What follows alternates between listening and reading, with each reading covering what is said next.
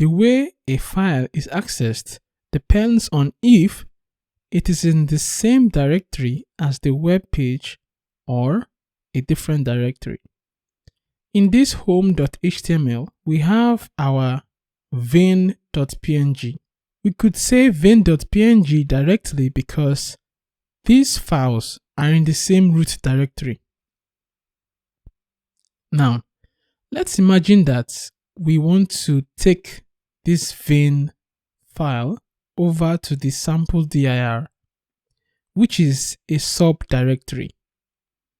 Now, WebStorm will automatically refactor that for us, and it edited the home.html to include the sample dir before showing that we're accessing vein.png. So just like in your system, Windows, Mac, or any other one, this shows that vein.png is in a subdirectory called sample dir. It means to get to vein, go to sample dir first, then you will see vein.png.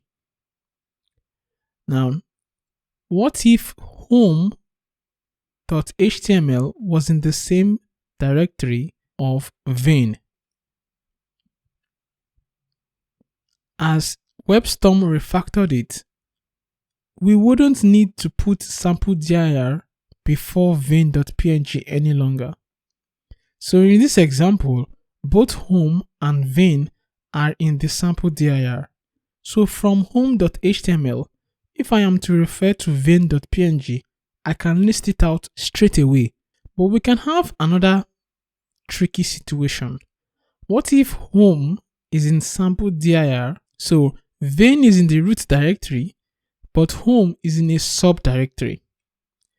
To do that, we're going to have a double dot, then slash, then vein.png. What the double dot means is home.html is in a subdirectory. So go out of this subdirectory. So wherever you get to in that directory, find vein.png.